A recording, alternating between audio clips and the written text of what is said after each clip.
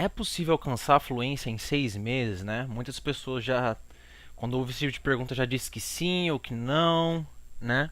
Mas nessa live eu quero um pouco mais fundo nisso aí, né?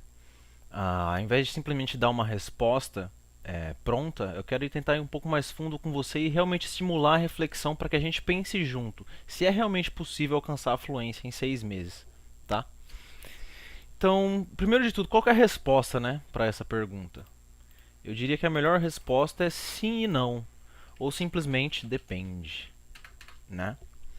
Então eu quero convidar vocês a pensar a seguinte ideia. Imagina se ao invés de eu perguntar se é possível você alcançar a fluência em 6 meses, eu perguntasse o seguinte para você, ó. É possível você se tornar um atleta em 6 meses? É possível isso aqui? Né? Por que eu estou usando essa pergunta? Porque muitas vezes quando a gente pensa, é possível alcançar inglês, parece uma coisa tão abstrata, tão difícil de responder. Então, ao invés de a gente pensar no inglês, vamos pensar no atleta, porque atleta é uma coisa mais fácil, mais palpável, porque o atleta ele tem que fazer uma coisa física ali, né? Se você for um corredor, você tem que conseguir correr bastante. Se você for praticar algum outro esporte, você tem que ter um alto nível naquilo ali também, né? Mesmo que você não seja necessariamente o atleta de mais alto nível, ser um atleta já demanda alto nível de performance, certo? Como que a gente responderia essa pergunta? Depende, né? Vamos, por exemplo, qual é seu nível de qual o seu nível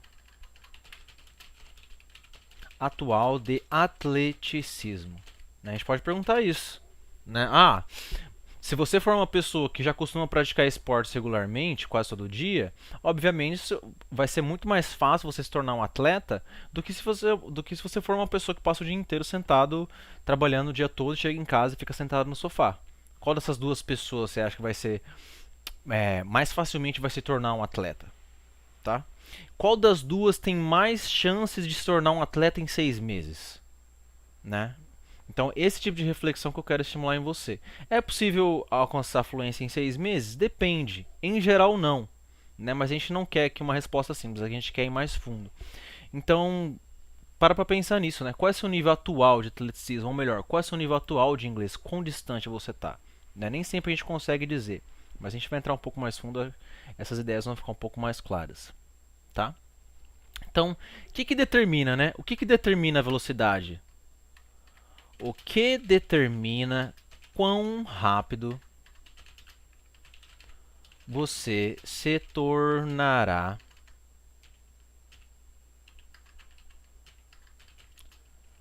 fluente em inglês? O que determina, né? Qual que é o critério, qual que é o fator, né? Primeiro de tudo, que a gente já comentou ali em cima, background no inglês.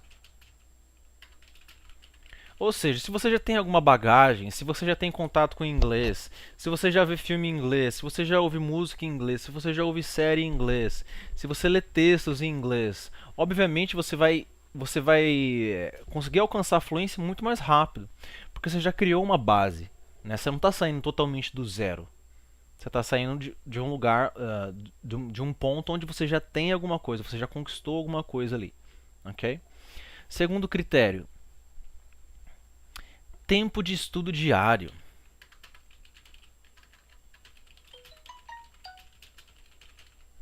Ok? Tempo diário de estudo. Tempo diário de estudo.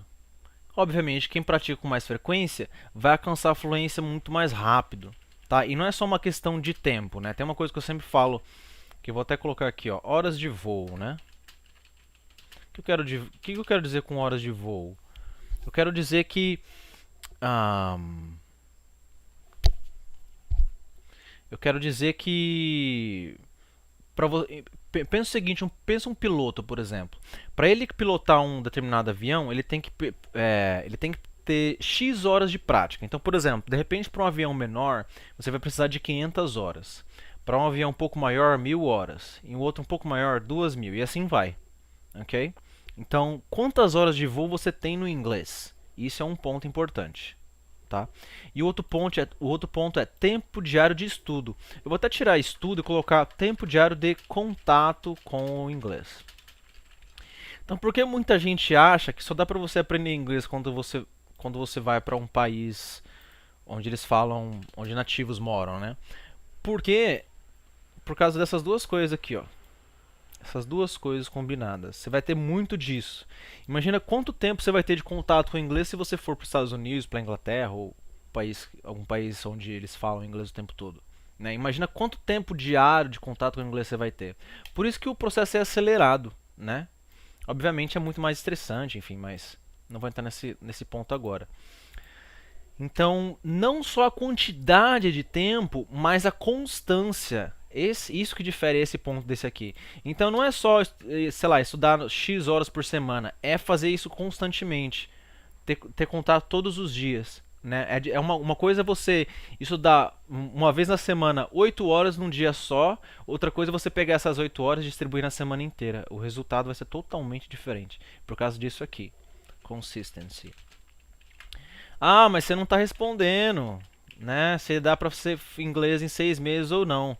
Justamente, eu quero que você encontre a sua própria resposta aqui. A gente só vai conseguir isso se a gente conseguir refletir, né? Isso aqui não é possível de você responder com uma resposta generalista. Sim, não, depende. Isso aqui depende muito da pessoa. Então, estou passando para vocês aqui os fatores principais. Então, background no inglês, a base que você já tem, contato que você já teve no inglês até agora, né? Horas de voo, o tempo que você passou praticando, né? Consistência na prática, ok?